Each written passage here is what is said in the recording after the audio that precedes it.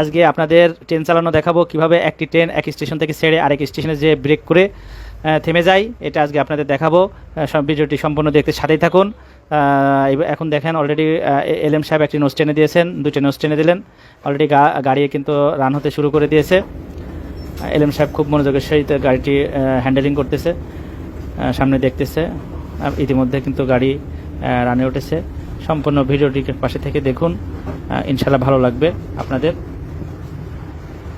এলএম সাহেব নোসে হাত দিয়ে রেখেছেন গাড়িটি যাতে ঠিকঠাকভাবে পরিচালনা করা যায়। গাড়িটি আমরা বাংলা রেলের চ্যানেলদের থেকে আপনাদের দেখাচ্ছি। অলরেডি 8 নোজ কিন্তু এলএম সাহেব টেনে দিয়েছেন। আপনারা যেটাকে গিয়ার বলেন সেটা কিন্তু আমরা রেলের ভাষায় নোজ বলি। অলরেডি 70 স্পিডে উঠে গেছে গাড়িটি, কিন্তু দ্রুত স্পিডে ওঠা শুরু করে দিয়েছে। 8টি নোজ অলরেডি 71। হ্যাঁ, এলএম সাহেব দেখাচ্ছি, সামনে দেখুন কি স্পিডে উঠছে। অলরেডি 73 স্পিডে উঠে গেছে।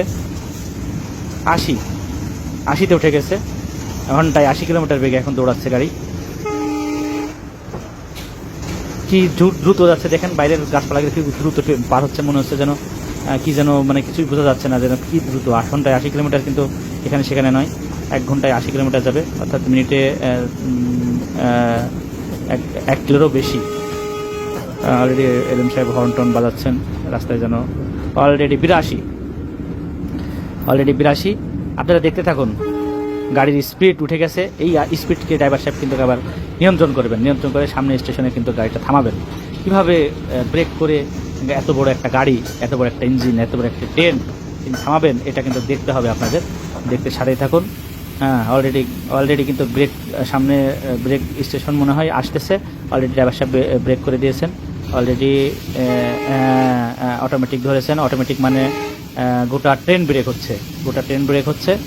ওই যেটা ধরছে, হ্যাঁ ইন্ডিপেন্ডেন্টও ধরেছেন। এটা মানে শুধু ইঞ্জিনের ব্রেক আর অটোমেটিক, হ্যাঁ দুটাই ছেড়ে দিয়েছেন। নিয়ন্ত্রণে নেওয়ার চেষ্টা করছেন এলএম সাহেব গাড়ি। দেখেন 43, 42, 41, 40 নামা শুরু করে দিয়েছে গতি। সামনেই হয়তো স্টেশন। আবার ব্রেকে হাত দিয়েছেন, হর্ন দিচ্ছেন, ব্রেকে হাত দিয়েছেন। হ্যাঁ, আবার অটোমেটিক টেনে দিয়েছেন, আবার অটোমেটিক ধরেছেন, ব্রেক করতেছেন। এটা ব্রেক করতেছেন। হ্যাঁ, আবার ছাড়ছেন, এইভাবেই নিয়ন্ত্রণ করার চেষ্টা করছেন। যেহেতু বিশাল গাড়ি, বিশাল ট্রেন, সেই জন্য ব্রেক ছাড়া লাগছে। হুট করে ব্রেক করে থামাই দিলে কিন্তু গোটা গাড়ি অ্যাক্সিডেন্ট হতে যেতে পারে। অলরেডি কিন্তু আমরা স্টেশনের কাছাকাছি হয়তো চলে এসেছি।